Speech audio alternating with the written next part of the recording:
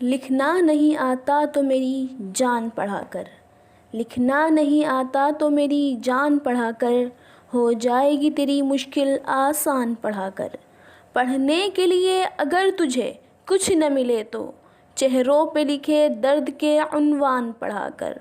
لا ریب تیری روح کو تسکین ملے گی، لا ریب تیری روح کو تسکین ملے گی، تو قرب کے لمحات میں قرآن پڑھا کر۔ آ جائے گا اقبال تجھے جینے کا قرینہ، آ جائے گا اقبال تجھے جینے کا قرینہ، تو سرور کونین کے فرمان پڑھا کر۔ آج ہمارا موضوع خطاب ایک خاص عنوان کے اوپر ہے، دی بک فار ہیومینٹی، جسے ہم مولانا وحید الدین خان کے لفظوں میں سمجھنے کی سعی کریں گے۔ ہیلو ایوری ون، میں ہوں عائشہ اور میرے چینل آل راؤنڈ ریسورس پر آپ سب کو بہت بہت خوش آمدید۔ قرآن خدا کی کتاب ہے جو پیغمبر محمد صلی اللہ علیہ وسلم کو دی گئی۔ قرآن ایک مجموعہ کی صورت میں نہیں اترا، بلکہ وہ 23 سال کی مدت میں متفرق اجزاء کی صورت میں اتارا گیا۔ پیغمبر محمد صلی اللہ علیہ وسلم مکہ میں تھے جبکہ 610 عیسوی میں قرآن کا پہلا حصہ اترا۔ اس کے بعد برابر اس کے مختلف حصے آپ پر اترتے رہے۔ قرآن کا آخری حصہ آپ پر 632 عیسوی میں اترا جبکہ آپ مدینہ میں تھے۔ قرآن کا نزول فرشتہ جبرائیل کے ذریعے ہوتا تھا۔ آخر میں خود فرشتہ جبرائیل کے تعلیم کے مطابق قرآن کے مختلف حصوں کو ایک مجموعے کی شکل میں مرتب کر دیا گیا۔ قرآن میں کل 114 صورتیں ہیں، کچھ بڑی صورتیں ہیں اور کچھ چھوٹی صورتیں۔ آیتوں کی تعداد مجموعی طور پر 6236 ہے۔ تلاوت کی ضرورت کے لیے قرآن کو 30 پاروں اور 7 منزلوں کی صورت میں تقسیم کیا گیا ہے۔ قرآن 7ویں صدی کے ربع اول میں اترا۔ اس وقت کاغذ وجود میں آ چکا تھا۔ یہ کاغذ بعض مخصوص درختوں کے ریشوں سے لے کر دستی صنعت کے طور پر بنایا جاتا تھا۔ اس کو پپائرس کہا جاتا ہے۔ قرآن کا کوئی حصہ جب بھی اترتا تو اس کو کاغذ پر لکھ لیا جاتا تھا، جس کو عربی زبان میں قرطاس، انعام 7 میں جس کا ذکر آیا ہے، جس کو قرطاس کہا جاتا ہے۔ اسی کے ساتھ لوگ قرآن کو اپنے حافظے میں بھی محفوظ کر لیتے تھے، کیونکہ اس وقت قرآن ہی واحد اسلامی لٹریچر تھا۔ قرآن کو نمازوں میں پڑھا جاتا تھا اور دعوت کے طور پر دعویٰ ورق کے تحت اس کو لوگوں کے سامنے پڑھ کر سنایا جاتا تھا۔ اس طرح قرآن بیک وقت لکھا بھی جاتا رہا اور اس کے ساتھ اس کو یاد بھی کیا جاتا رہا۔ پیغمبر محمد صلی اللہ علیہ وسلم کے آخری زمانے تک قرآن کو محفوظ کرنے کا یہی طریقہ جاری رہا تھا۔ آپ کی وفات 632 عیسوی میں ہوئی۔ اس کے بعد ابوبکر صدیق رضی اللہ عنہ خلیفہ بنے۔ انہوں نے باقاعدہ اہتمام کے تحت قرآن کو ایک مجلد نسخہ بنایا۔ یہ نسخہ قدیم زمانے کے کاغذ یا قرطاس پر بنایا تھا۔ یہ مجلد قرآن چوکور صورت میں تھا، چنانچہ اس کو ربع اسکوائر کہا جاتا تھا۔ اس طرح قرآن خلیفہ اول کے زمانے میں مجلد کتاب کی صورت میں محفوظ ہو گیا۔ تیسرے خلیفہ عثمان بن عفان کے زمانے میں اس مجلد قرآن کے مزید نسخے تیار کیے گئے اور اس کو مختلف شہروں میں بھیج دیا گیا۔ یہ نسخے شہر کی جامع مسجدوں میں محفوظ رہتے تھے اور لوگ ان کو پڑھتے تھے اور اس سے مزید نسخے تیار کیا کرتے تھے۔ کتابت قرآن کا یہ سلسلہ 19ویں صدی عیسوی تک جاری رہا۔ 19ویں صدی میں پرنٹنگ پریس ایجاد ہوا اور ساتھ ہی کاغذ بھی جدید صنعتی طریقے پر بڑے تعداد میں تیار کیا جانے لگا تھا۔ اس طرح 19ویں صدی میں قرآن کو باقاعدہ طور پر پرنٹنگ پریس کے ذریعے چھاپنے کا آغاز ہو گیا تھا۔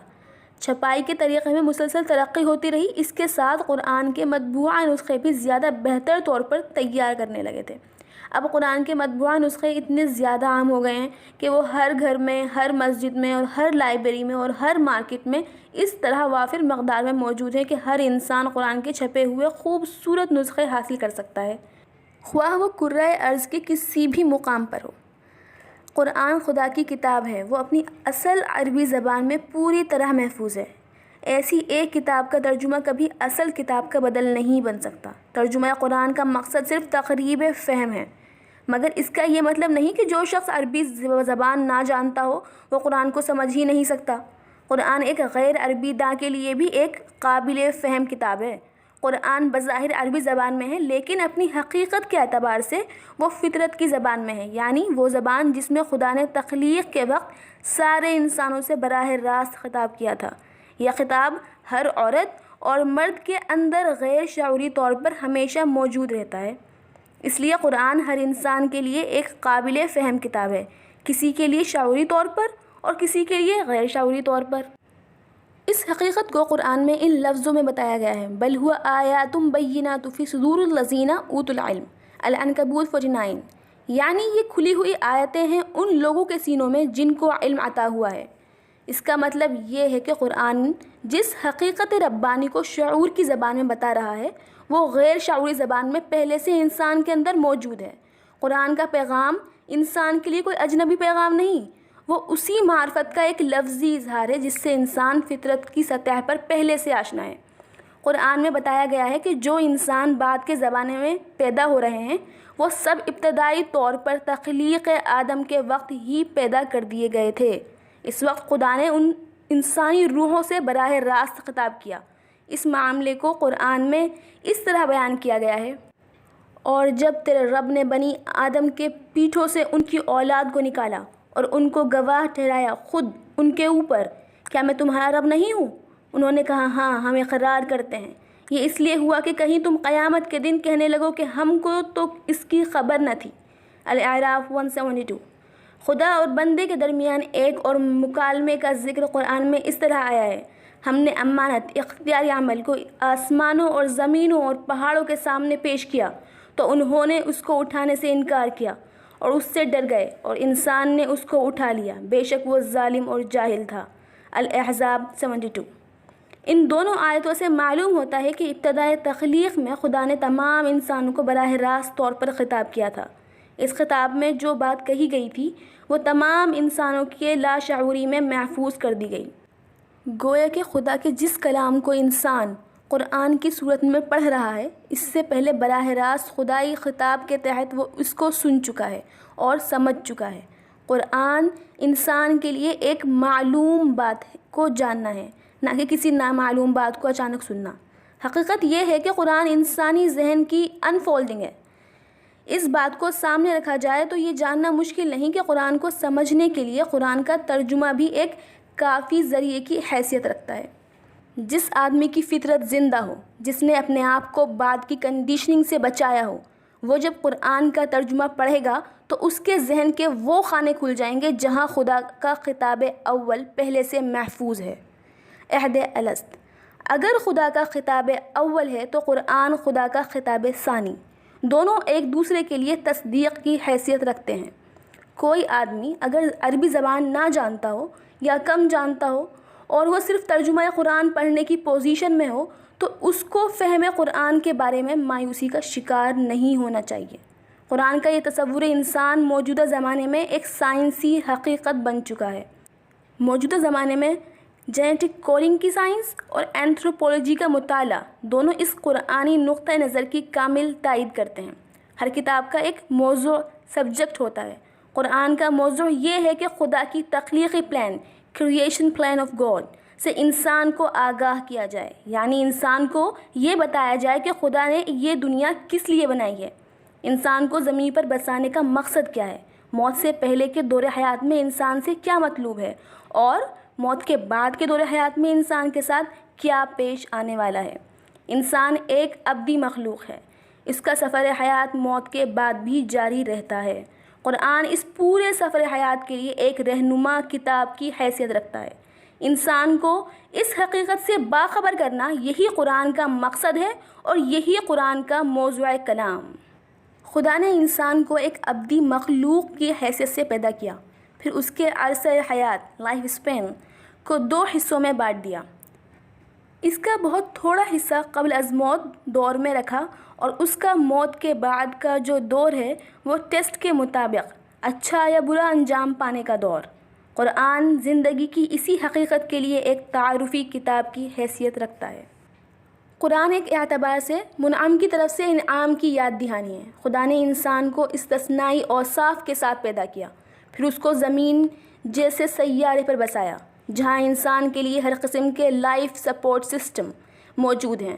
قرآن کا مقصود یہ ہے کہ انسان فطرت کے ان انعامات سے استفادہ کرتے ہوئے منعم کو یاد رکھے، وہ انعامات کے خالق کا اعتراف کرے۔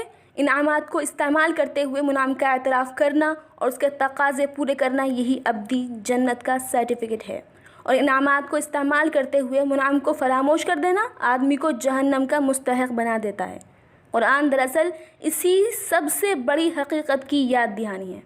آپ قرآن کو پڑھیں تو آپ اس میں بار بار اس قسم کے بیانات پائیں گے کہ یہ خدا کا اتارا ہوا کلام ورڈ آف گاڈ ہے۔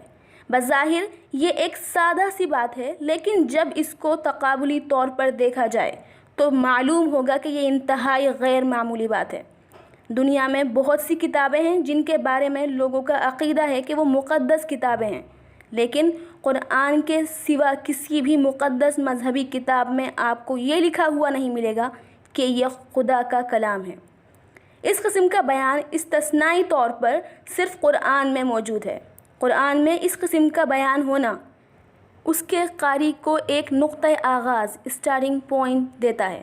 وہ اس کا مطالعہ ایک استثنائی کتاب کے طور پر کرتا ہے، نہ کہ عام انسانی کتاب کے طور پر۔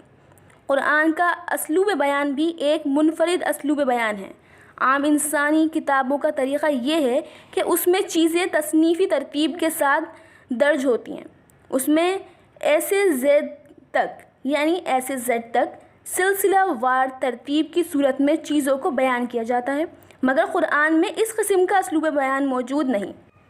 عام انسان کو بظاہر قرآن ایک غیر مرتب کلام معلوم ہوتا ہے، لیکن حقیقت کے اعتبار سے دیکھا جائے تو وہ ایک انتہائی مربوط اور مرتب کلام نظر آئے گا۔ قرآن کے اسلوب کلام کے بارے میں یہ کہنا صحیح ہوگا کہ اس کا اسلوب ایک شاہانہ اسلوب ہے۔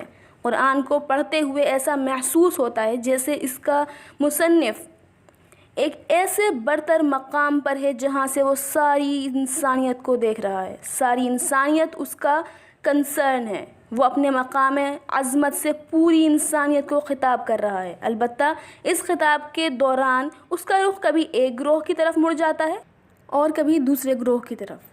قرآن کا ایک خاص پہلو یہ ہے کہ اس کا قاری کسی بھی لمحے اس کے مصنف سے کنسلٹ کر سکتا ہے۔ قرآن کا مصنف خدا ہے، وہ ایک خدا زندہ خدا ہے، وہ سارے انسانوں کا احاطہ کیے ہوئے ہے، وہ براہ راست طور پر ہر انسان کی بات کو سنتا ہے اور اس کا جواب بھی دیتا ہے۔ اس لیے قرآن کے قاری کے لیے ہر لمحے یہ ممکن ہے کہ وہ خدا سے رابط قائم کر سکے، وہ خدا سے پوچھے اور خدا سے اپنے سوال کا جواب پالے۔ جو لوگ صرف میڈیا کے ذریعے قرآن کو جانتے ہیں وہ عام طور پر سمجھتے ہیں کہ قرآن جہاد کی کتاب ہے، اور جہاد ان کے نزدیک نام ہے تشدد کے ذریعے اپنے مقصد کو حاصل کرنے کا، مگر یہ صرف غلط فہمی کی بات ہے۔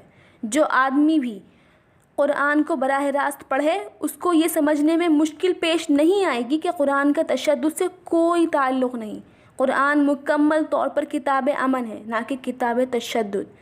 یہ صحیح ہے کہ قرآن کی تعلیمات میں سے ایک تعلیم وہ ہے جس کو جہاد کہا جاتا ہے، لیکن جہاد پرامن کوشش کا نام ہے، نہ کہ کسی قسم کے متشددانہ عمل کا۔ قرآن کا تصور جہاد قرآن کی اس آیت سے معلوم ہوتا ہے، وَجَاهِدْهُمْ بِهِ جِهَادًا كَبِيرًا، الفرقان 52۔ قرآن کی اس آیت میں قرآن کے ذریعے جہاد کرنے کی تعلیم دی گئی ہے۔ ظاہر ہے کہ قرآن کوئی ہتھیار نہیں، قرآن ایک نظریاتی کتاب ہے۔ قرآن خدائی آئیڈیالوجی کا تعارف ہے۔ اس سے قرآن کا تصور جہاد واضح طور پر معلوم ہوتا ہے۔ قرآن کے مطابق جہاد دراصل پرامن نظریاتی جد و جہد کا نام ہے، پیسفل آئیڈیالوجیکل اسٹرگل۔ اس نظریاتی جد و جہد کا نشانہ قرآن میں یہ بتایا گیا ہے کہ قرآن کا پیغام لوگوں کے دلوں میں اتر جائے۔ النساء 63۔ اس آیت کے مطابق قرآن کا مطلوب قول وہ ہے جو قول بلیغ ہو، یعنی ایسا کلام جو لوگوں کے مائنڈ کو ایڈریس کرے، جو لوگوں کو مطمئن کرنے والا ہو، جس کے ذریعے لوگوں کو قرآن کی صداقت پر یقین پیدا ہو، جس کے ذریعے لوگوں کے اندر فکری انقلاب برپا ہو جائے۔ یہ قرآن کا مشن ہے، اور اس قسم کا مشن صرف دلائل کے ذریعے انجام دیا جا سکتا ہے۔ تشدد یا کسی بھی مسلح کارروائی کے ذریعے اس نشانے کو پانا ممکن نہیں۔ یہ صحیح ہے کہ قرآن میں کچھ ایسی آیتیں ہیں جو قتال وار کی اجازت دیتی ہیں، لیکن یہ آیتیں صرف جنگی حالات کے لیے ہیں، وہ صرف حملے کے وقت دفاع کے معنی میں ہیں۔ دفاع کے سوا کوئی جنگ اسلام میں جائز نہیں۔ یہ دفاع بھی صرف ایک قائم شدہ ریاست کر سکتی ہے، اسٹیبلشڈ اسٹیٹ۔ اسٹیٹ کے سوا کسی بھی فرد یا تنظیم کو جہاد چھیڑنے کی اجازت نہیں۔ قرآن کو سمجھنے کے لیے ایک اہم بات یہ ہے کہ قرآن کوئی قانونی کتاب نہیں ہے، قرآن ایک دعوتی کتاب ہے۔ قرآن کا اسلوب کلام قانونی نہیں ہے بلکہ دعوتی ہے۔ قانون کی زبان تعینات کی زبان ہوتی ہے۔ قانونی تحریر میں چیزیں لفظی طور پر مطلوب ہوتی ہیں، جبکہ دعوتی تحریر کا معاملہ ایسا نہیں۔ دعوتی تحریر میں اس کے معنی پر زور ہوتا ہے۔ دعوتی کتاب میں الفاظ کی حیثیت صرف ذریعے کی ہو جاتی ہے، جبکہ قانونی کتاب میں الفاظ خود مقصود بالذات بن جاتے ہیں۔ اس کا ایک پہلو یہ ہے کہ دعوتی تحریر میں تاکید کے مقصد کو حاصل کرنے کے لیے شدت کے اسلوب کو اختیار کیا جاتا ہے۔ دعوتی تحریر میں ایسے الفاظ استعمال کیے جاتے ہیں جو بظاہر نہایت سخت معلوم ہوتے ہیں، مگر دعوتی کلام میں یہ سختی بربنائے حکمت ہوتی ہے۔ ایسے کسی کلام میں شدت کو دیکھ کر اس کو قانونی شدت کے معنی میں لینا سرت اثر نادانی کی بات ہوگی۔ اس حکمت کا یہ نتیجہ ہے کہ دعوتی کلام میں اکثر ایسا ہوتا ہے کہ اس میں سے ایک ایسی بات کہی جاتی ہے جو قانونی اسلوب کے اعتبار سے نہایت سخت معلوم ہوتی ہے، لیکن دعوتی اسلوب کے اعتبار سے وہ صرف جھنجھوڑنے کے لیے ہوتی ہے۔ وہ صرف اس لیے ہوتی ہے کہ آدمی کی فطرت کو جگایا جائے، اس کے اندر چھپے ہوئے احساسات کو متحرک کیا جائے۔ ایک مثال سے اس کی وضاحت ہوتی ہے۔ پیغمبر محمد صلی اللہ علیہ وسلم کے زمانے میں بدر 2 ہجری کی لڑائی پیش آئی۔ یہ لڑائی آپ نے دفاع کے طور پر کی تھی۔ اس لڑائی میں آپ کو جیت ہوئی۔ جنگ کے بعد آپ نے مخالفین کے 70 آدمیوں کو گرفتار کر لیا۔ اس کے بعد یہ لوگ اسیران جنگ کی حیثیت سے مدینے لائے گئے۔ اس واقعے پر قرآن میں یہ آیت اتری، مَا كَانَ لِنَبِيٍّ أَن يَكُونَ لَهُ أَسْرَىٰ حَتَّىٰ يُثْخِنَ فِي الْأَرْضِ، انفال 67۔ یعنی کسی نبی کے لیے لائق نہیں کہ اس کے پاس قیدی ہوں جب تک وہ زمین میں اچھی طرح خون ریزی نہ کر لے۔ اس آیت کے الفاظ کو اگر قانونی مفہوم میں لیا جائے تو اس کا مطلب یہ ہوگا کہ اسیران جنگ کو لازماً قتل کیا جانا چاہیے۔ جیسا کہ معلوم ہے، یہ اسیران جنگ بوقت نزول آیت پوری طرح نبی کریم صلی اللہ علیہ وسلم کے قبضے اختیار میں تھے۔ ایسی حالت میں اگر یہ آیت قانون کی زبان میں ہوتی تو اس میں اس قسم کے الفاظ ہونے چاہیے تھے کہ جن 70 آدمیوں کو تم نے میدان جنگ سے گرفتار کر کے مدینہ لائے ہو، وہ سب کے سب اپنے جرم کی بنا پر قابل گردن زدنی ہیں، اس لیے فوراً انہیں قتل کر کے ان کا خاتمہ کر دو۔ مگر نہ قرآن میں ایسی آیت اتری اور نہ رسول اللہ صلی اللہ علیہ وسلم نے اس آیت کو قانونی آیت سمجھ کر اس کی لفظی تعمیل کی۔ واقعے سے واضح طور پر معلوم ہوتا ہے کہ یہ آیت اپنے ظاہری الفاظ کے اعتبار سے مطلوب نہ تھی، بلکہ وہ اپنی حقیقت کے اعتبار سے مطلوب تھی۔ یہ شدت کلام کا معاملہ تھا، جو اس لیے تھا کہ اسیران جنگ کے اندر اپنی اصلاح کا جذبہ ابھرے۔ دوسرے لفظوں میں یہ قرآن کی مذکورہ آیت میں جو بات تھی وہ کوئی قانونی حکم نہ تھا، بلکہ وہ صرف ہیمرنگ کی زبان تھی، لینگویج آف ہیمرنگ۔ اس آیت کا مطلب مجرمین کی اصلاح تھا، نہ کہ مجرمین کا قتل۔ چنانچہ ان قیدیوں میں سے بیشتر لوگ بعد کو اسلام میں داخل ہو گئے، مثال کے طور پر سہیل بن عمرو وغیرہ۔ جو لوگ قرآن کے ذریعے سچائی کو دریافت کریں ان کو قرآن عمل کا 2 نکاتی پروگرام دیتا ہے: اپنی زندگی میں خدا کی ہدایت کی کامل پیروی اور دوسرے انسانوں کو اس معلوم خدائی ہدایت سے باخبر کرنا۔ خدائی ہدایت کی پیروی کا آغاز معرفت یا خدائی حقیقت کی دریافت سے ہوتا ہے۔ ایک آدمی جب قرآن کے ذریعے سچائی کو دریافت کرتا ہے تو اس کے اندر ایک ذہنی انقلاب برپا ہوتا ہے، اس کی سوچ بدل جاتی ہے، اس کے چاہنے اور نہ چاہنے کا معیار تبدیل ہو جاتا ہے، اس کی زندگی اندر سے باہر تک ایک نئے ربانی نقشے میں ڈھل جاتی ہے۔ معرفت خداوندی کا یہ اظہار جن صورتوں میں ہوتا ہے اس کا ذکر اور عبادت اور اخلاق حسنہ اور متقیانہ زندگی جیسے الفاظ میں بیان کیا گیا ہے۔ سچائی کی دریافت کوئی میکینیکل دریافت نہیں ہے، سچائی کی دریافت حقیقت حیات کی دریافت ہے، اور جس انسان کو زندگی کی حقیقت معلوم ہو جائے وہ خود اپنی فطرت کی زور پر ایک نیا انسان بن جاتا ہے۔ سچائی کی دریافت کسی انسان کے لیے ایک جنم کے بعد دوسرا جنم لینا ہے۔ یہ نیا جنم ایک ایسے نمو پذیر درخت کے مانند ہے جو ہمیشہ بڑھتا رہے، جس کی ترقی کا سفر کبھی ختم نہ ہو۔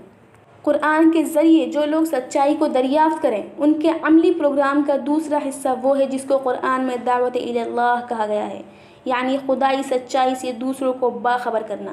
یہ دعوتی عمل ایک بے حد سنجیدہ عمل ہے، وہ کامل ڈیڈیکیشن کا طالب ہے۔